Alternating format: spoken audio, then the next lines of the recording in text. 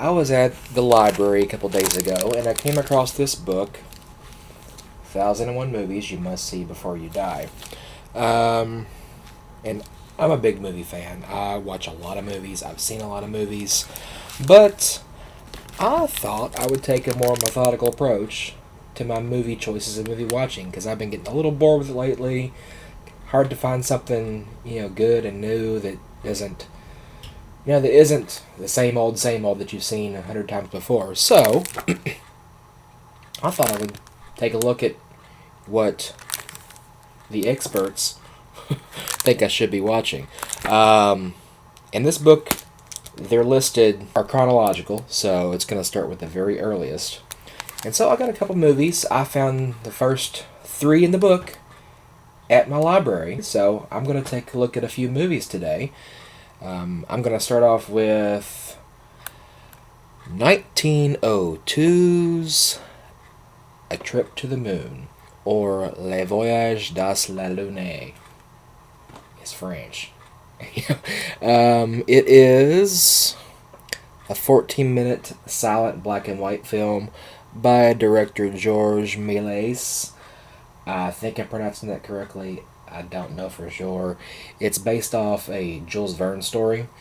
And I think I've seen it before, but I don't remember. I do know it's revolutionary for its time as far as like the content and the special effects they used, and it's considered the very first like fantasy sci-fi film made. It's only 14 minutes long, but up until this point in cinema, they were only making like 2-minute films of like daily life and stuff. So this was pretty groundbreaking for its time. So got my popcorn, got my sugar-free raspberry tea, and gonna get started with Le Voyage dans la Lune, A Trip to the Moon.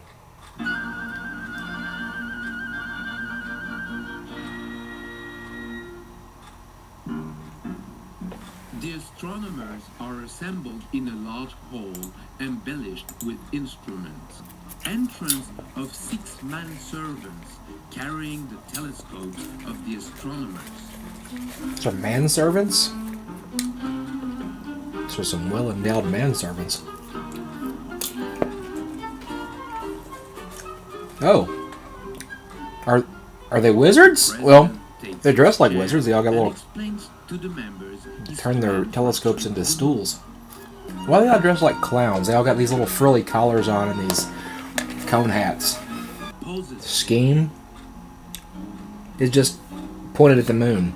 After some argument, the president throws his papers and bougamus. I know this is a very early movie, but a costume change on screen with no real context is not, not a good directorial choice in my opinion, but... Micromegas accidentally falls into a tub of nitric acid. Oh god. A workman informed of the gun. We just gonna glaze over, someone fell in nitric acid and... That's it. Okay. The Chamberlains. Oh, so...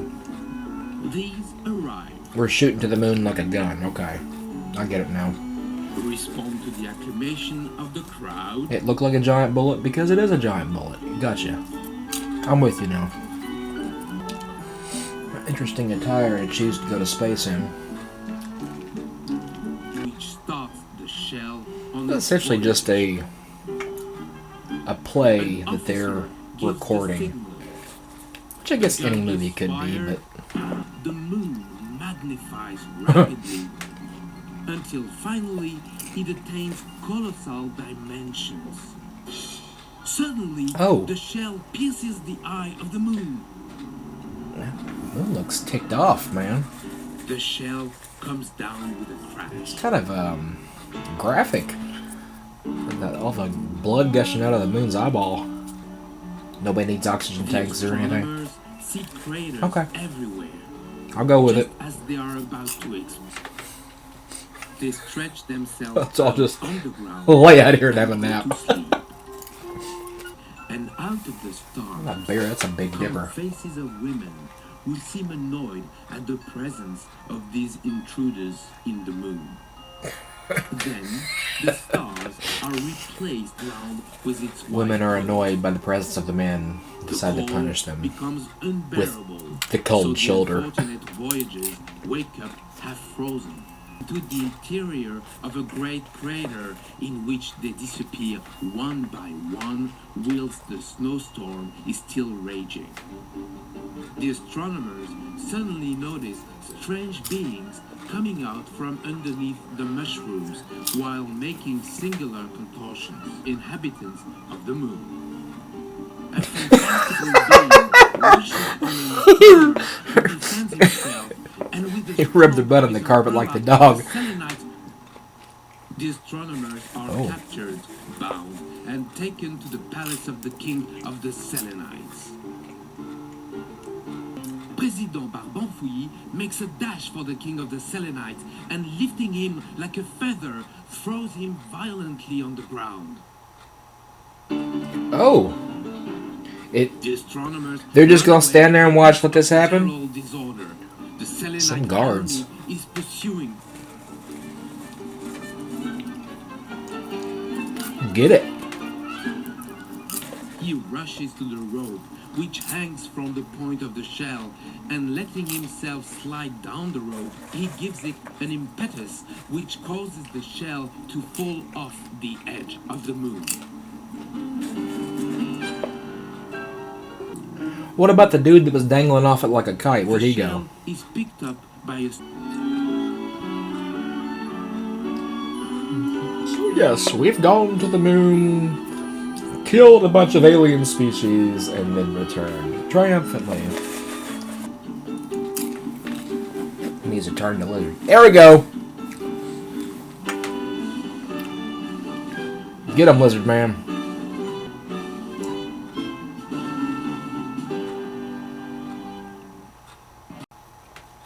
Sorry, choking on my popcorn.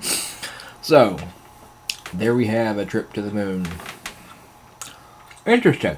I enjoyed it a little more than I thought I was going to.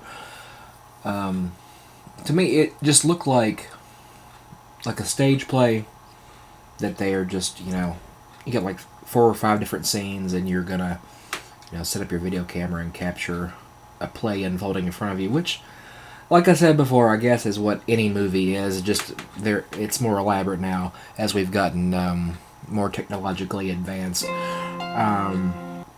It's crackpot decides he wants to build a gun to shoot himself to the moon. Takes a bunch of other crazies with him. They get up there, decide to take a nap, wake up, go exploring and find a native species that they immediately decide to destroy and enslave and then return home. That's it in a nutshell. So, that's my take on a trip to the moon. I disagree with some of the directorial choices, like a full costume change right in the middle of the scene is kind of boring video, but for the time it's innovative, it's different, and the story, while kind of short and abbreviated, it comes across. And that's the first movie that I need to see before I die. So there you are, George Meilies' A Trip to the Moon.